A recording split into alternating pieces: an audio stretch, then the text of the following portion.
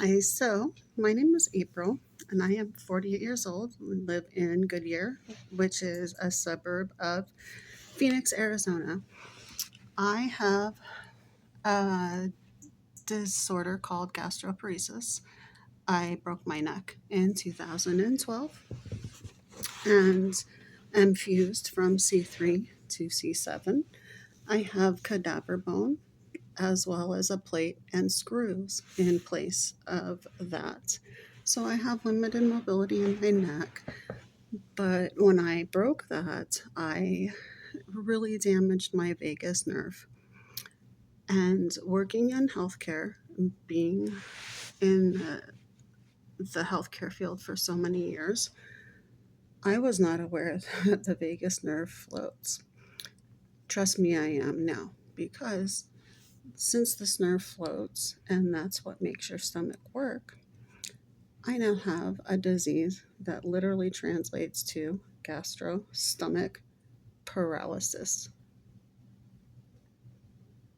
Stomach doesn't work.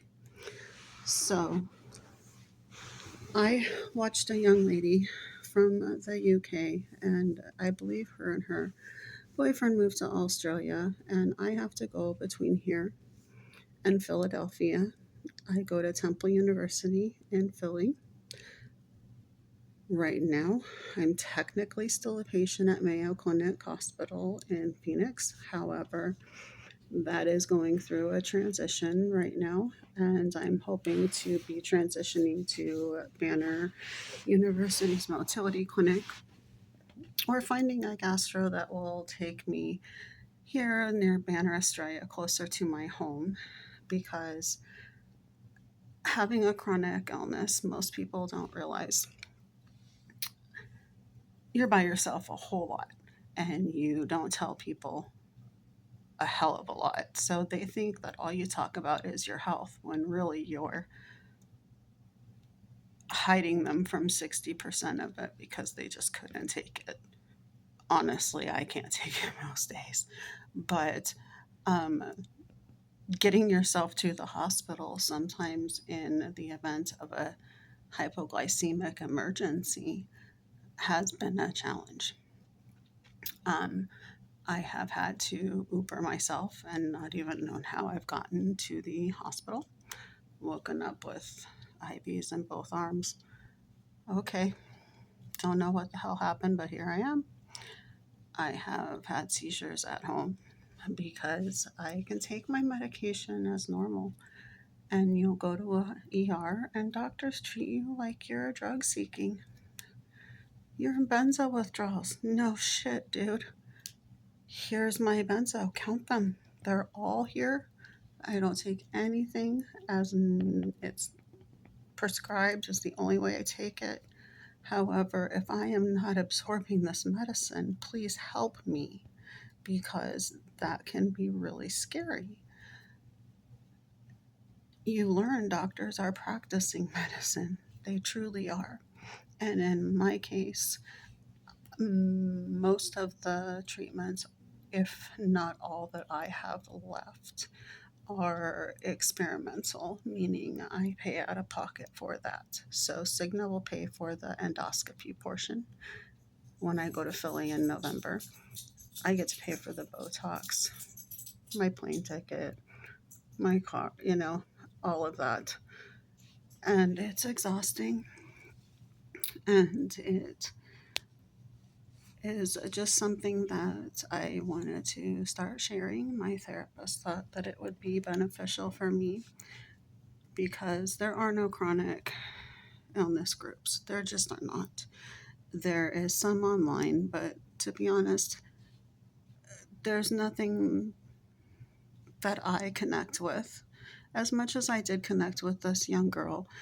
And I hope that I can honor her memory in just the slightest little bit and um, truly just if I can help one person, then that helps me because there are days where it's really hard for me to keep going.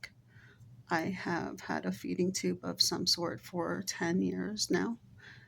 This year, since September the 30th, to yesterday, I have had 20 gastrojejunal tubes under general anesthesia. 20. The actual definition of insanity is continuing to do the same thing over and over and over and expecting a different result. 20. I'm not saying anything other than I'm in transition to another facility. I think I need a fresh set of eyes on my case because I have had family tell me I'm lying this year. Mayo Clinic has let my labs show where I am actually in kidney failure, and I see that. I think, holy shit, I'm in kidney failure. At that present time, I was. At the present time now, I am not. Am I having issues with my kidneys? A little bit, but we won't talk about that because I have learned until you see a specialist, Mayo Clinic doesn't even tell you when you have abnormal labs. I have had abnormal labs the last 3 weeks when I've gone to the infusion center, and I am told that I am rude to the people there, that they have problems with me. The GI team has an issue with me. Um, so I guess I am the biggest thunder cunt of the world, but I will help some. To be continued tomorrow. I will go through what I do in a morning routine, getting all of my stuff together. Maybe even tonight, hooking up my food. I should be hooked up to my feeds right now. I should be on it 22 hours, but I just got a feeding tube placed yesterday again, so I needed a break. My stomach hurts. Until we meet again, friends. April